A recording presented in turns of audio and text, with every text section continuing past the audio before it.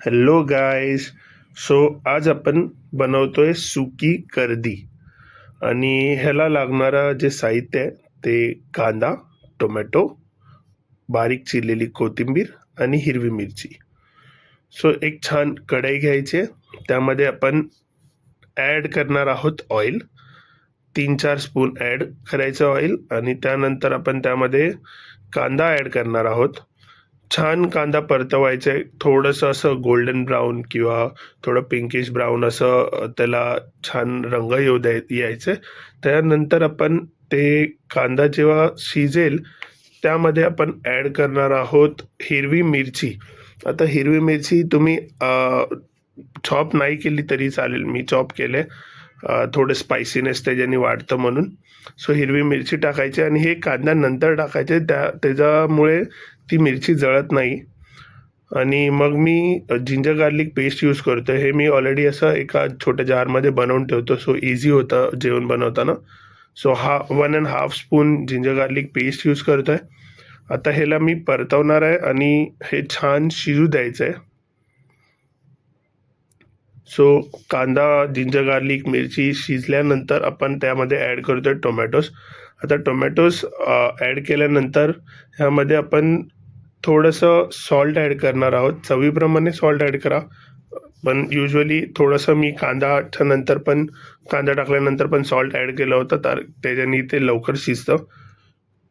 So आता मी salt add केलं आहे आणि थोडं 1.5 किंवा 2 मिनटं आपण हे कांदा टोमॅटोची चटणी शिजू द्यायची. त्यानंतर मसाला ॲड करायचा आहे. मी थोडा जास्त मसाला टाकला आहे, सो तुम्ही तुमच्या घरच्या मसाल्याचे चवीचा अंदाज घेऊन तुम्ही ॲड करा. जास्तही तिखट नाही बनली पाहिजे किंवा जास्तही अशी साधी नाही लागली पाहिजे. सो मी 2 चम्मच मसाला ॲड केले, हळद ॲड केले. आता ह्याला मी छान परतवून घेणार आहे.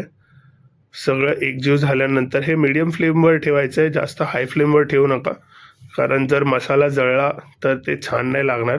आता हे जोपर्यंत मी परतवतो आहे त्याच्यानंतर आपल्याला कोकम ॲड करायचं आहे. कोकम खूप मेन इन्ग्रेडियंट आहे या रेसिपीचं. त्यांनी ती छान अशी जी टेस्ट आहे कोकमची ती येते कर्दीला आणि मग त्याच्यामुळे ते अजून छान लागणार आहे. सो कोकम ॲड केल्यानंतर आपण अजून 2 मिनटं मीडियम फ्लेमवर असं तेल सुटेपर्यंत त्याला परतवायचं आहे. छान आता तुम्ही पाहू शकता याला थोडंसं तेल सुटलं आहे, मसाला असं वेगळा झालेला आहे. आता त्यामध्ये मी ॲड करतो आहे कर्दी, जी मी साफ केलेली होती आणि भिजत ठेवली होती. त्याच सेम पाण्यानंतर मी ती कर्दी काढून आता ह्याच्यात ॲड केली. ऑलमोस्ट 5 मिनटं ती कर्दी भिजत होती. आता छान आपण ह्याला परतवून घ्यायचं आहे आणि नंतर आता ही हाय फ्लेमवर टाकायची नाही आहे, मीडियम फ्लेमवरच शिजवायचे. आता ही कर्दी जी आहे ही ऑलमोस्ट शिजली आहे. तुम्हाला जर हवं आहे तर तुम्ही हिला वाफ देऊ शकता 1-1.5 मिनटं पाणी टाकून थोडंसं, पण मी अशीच शिजवतो. आता खूप छान दिसते आणि आता मला भूक लागली आहे, सो मी ही कर्दी खाऊन सांगणार आहे की कशी झाली आहे. तुम्हीसुद्धा बनवा आणि मला कमेंटमध्ये सांगा.